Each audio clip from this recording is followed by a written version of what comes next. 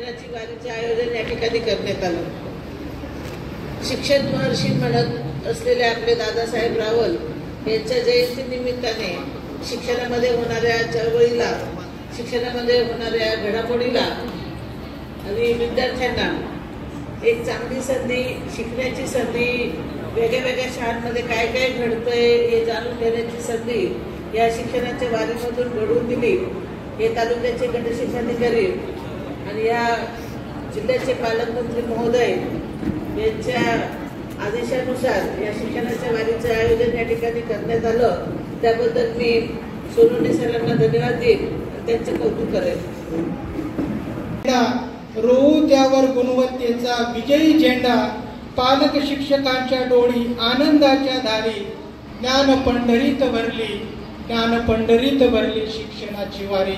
मित्रांनो, या शिक्षणाची वारी भरवणाऱ्या या वारीमध्ये वेगवेगळी दालनं उभी करणाऱ्या सर्व शिक्षकांचं मी मनापासून स्वागत करतो।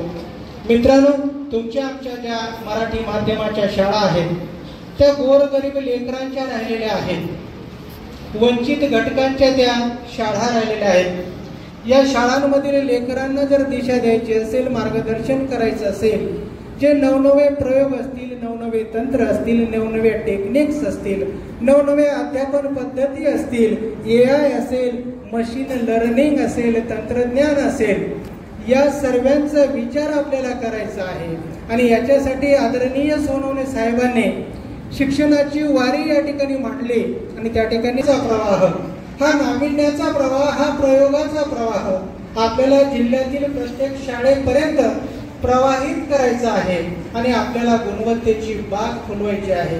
मित्रांनो, तुम्हा आम्हाला शिक्षण क्षेत्रामध्ये कार्य करताना प्रचंड समस्यांचं कुंपण आपल्या पुढे आहे, पण मित्रांनो, या 26 स्टॉलवरील उभा असणाऱ्या सर्व शिक्षकांच्या हातांची गुंफण जर केली तर निश्चितच या समस्यांचं कुंपण तुटल्याशिवाय राहणार नाही आणि आपल्या शाळांमधील लेकरांना ज्ञानाचे नवे पंख फुटल्याशिवाय राहणार नाहीत। म्हणून मित्रांनो,